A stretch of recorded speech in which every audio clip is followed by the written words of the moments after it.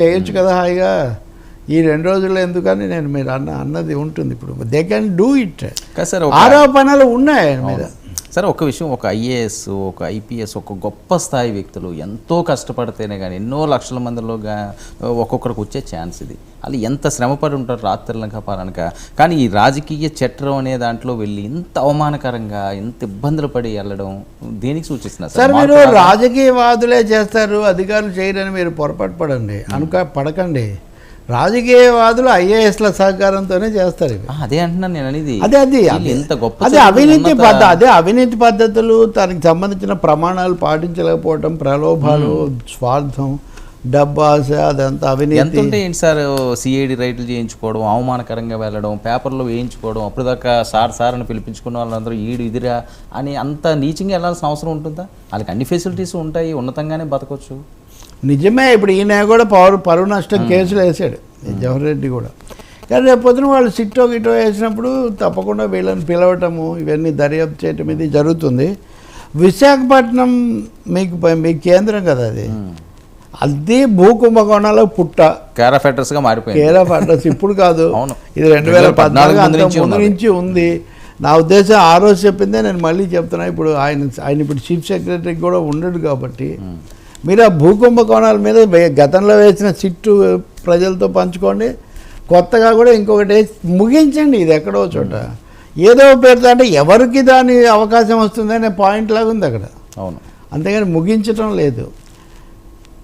ఇంకోటి, వైసీపీ ప్రభుత్వంలో కీలకమైన ఒక అంశం ల్యాండ్, శాండ్, మైన్ ఇట్లా చెప్పేవాడు. కానీ పవన్ కళ్యాణ్ ల్యాండ్ అనేది చాలా పెద్దది. ల్యాండ్ టైటిల్ యాక్ట్ ఉంది కదా, ఈరోజు ఎక్కడో వార్త చదువుతున్నాను నేను. ల్యాండ్ టైటిల్ యాక్ట్ దాని ప్రాధాన్యత చెప్పి దాని మీద ఫోకస్ పెట్టించిన వాడు ప్రశాంత్ కిషోర్.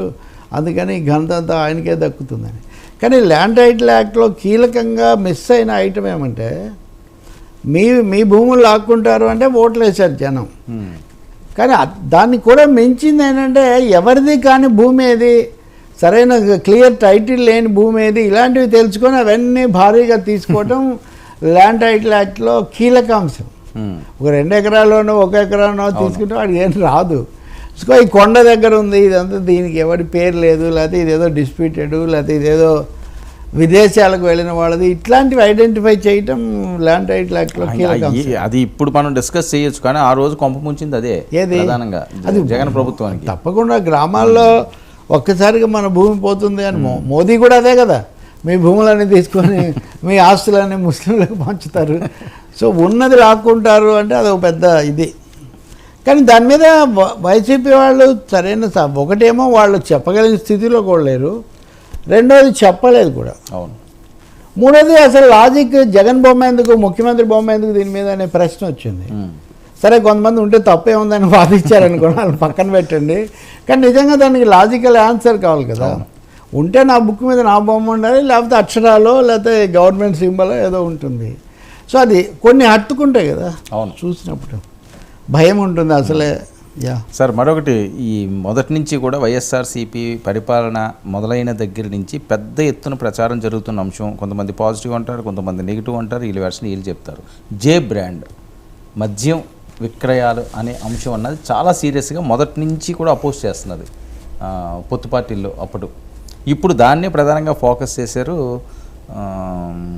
దాని మీద సిఐడి పంజా కూడా విసురుతున్నది ఈరోజు. తప్పకుండా అవన్నీ విచారించాలి.